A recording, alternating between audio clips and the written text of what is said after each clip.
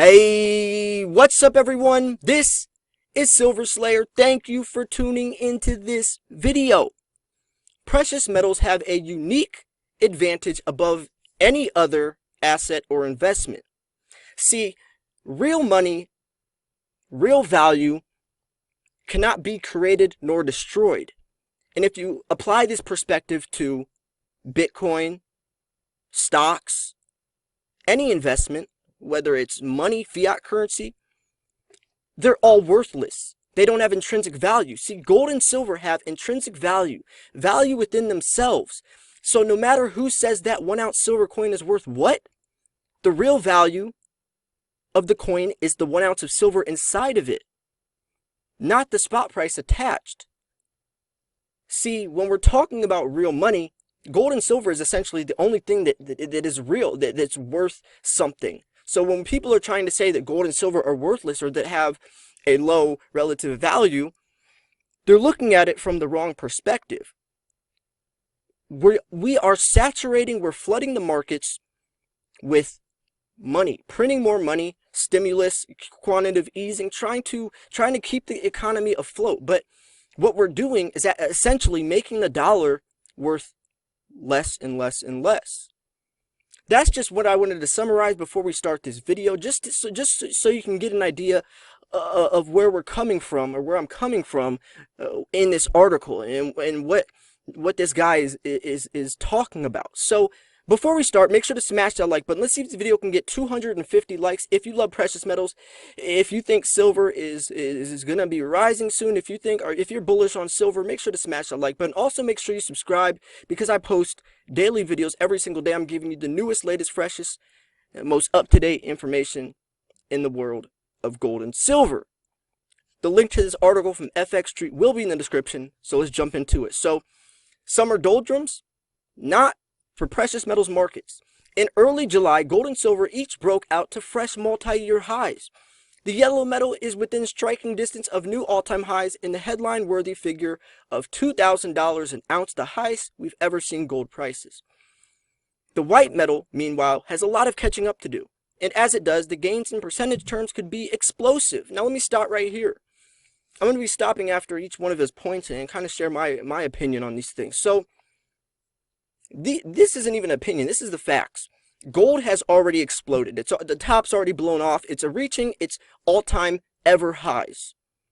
So gold is already up there. Silver is sitting around $19.50. Silver's all-time high is $50. So silver isn't even half of its all-time high. So silver still hasn't exploded. Silver being a more volatile metal, meaning it's like gold on steroids. If gold's going to rise 10%, silver's going to rise 20%. If gold's going to drop 10%, silver's going to drop 20%.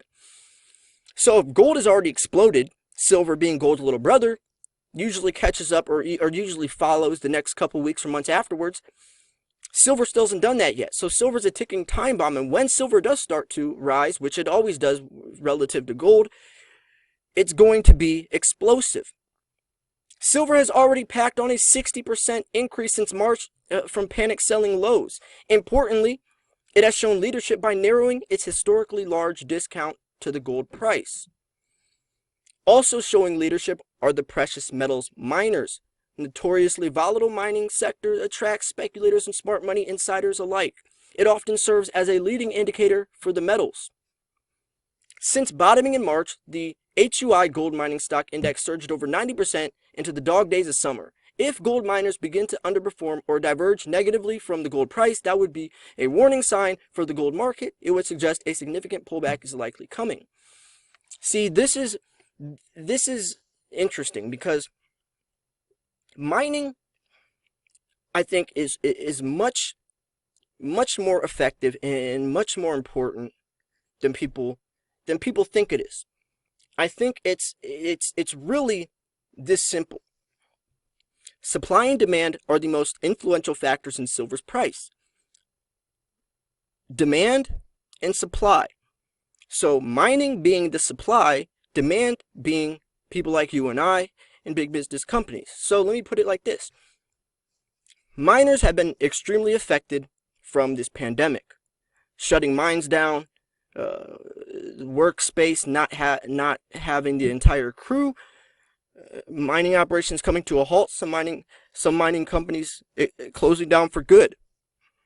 But not also mining, transporting the gold and silver across the world has also been sent to a halt because of all of the limitations now. So the supply is diminishing, rapidly diminishing.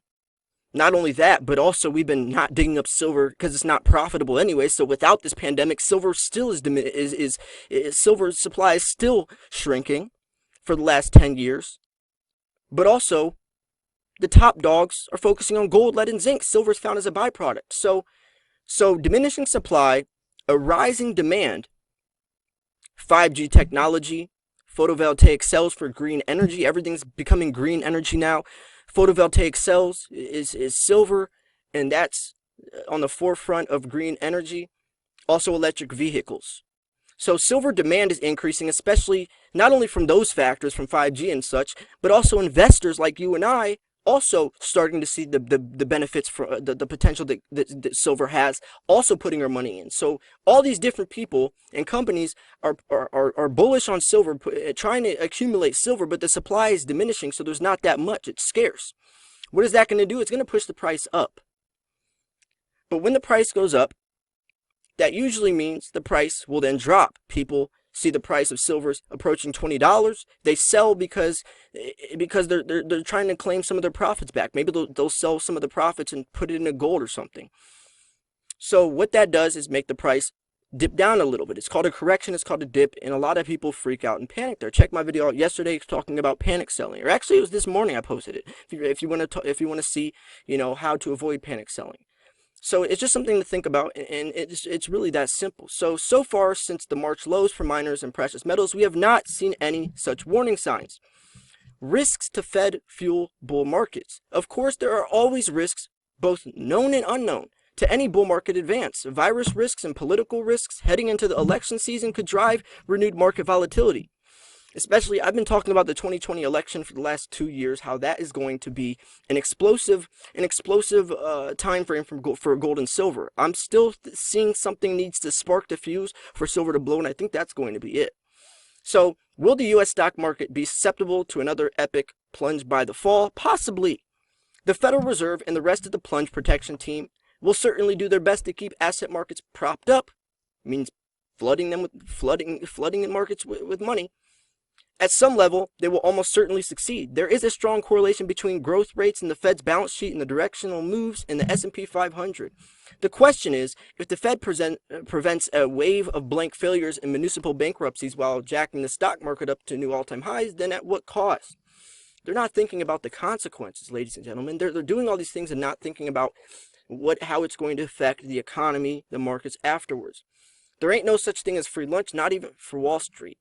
The costs will be paid largely by toilers in the real economy who see their cost of living go up as the real value of their wages falls. The cost will also be paid by savers and bondholders who will earn next to nothing in interest as the real value of their dollar-denominated holdings falls. Inflation threatens to heat up. Inflation rates have the potential to surge in the months ahead, especially if this virus depressed global economic demand recovers. The producer price index has yet to show any broad rises in wholesale prices, but disrupted supply chains for a host of commodities and manufactured products are showing signs of stress and instability. Consumers are feeling the pain of rising food, especially meat and dairy costs. Pent-up demand for discretionary consumer goods could soon trigger price spikes in other categories as well. And that's so true because everything is intertwined, right? Everything is intertwined. That's why the U.S.-China trade negotiations, the trade wars were so significant. Because it wasn't about the wheat or whatever. I think the first thing they traded was wheat. It wasn't about that. It's so much bigger than wheat. It's so much bigger than meat and dairy. Asia and Europe appear to be faring better than the U.S. in terms of limiting the spread of the virus. Their economies may thus be positioned to recover more strongly. As the U.S. cases continue to rise, even as the case fatality rate falls, even more state-by-state economic re-lockdowns may occur. That means more calls for the economic bailouts and stimulus measures, which, if enacted, would further exacerbate upward pressure on deficits and money printing. And like I said, the more they print money, the more potential, the more fuel to the fire that's going to give for gold and silver. More specifically gold, because gold is a safe haven.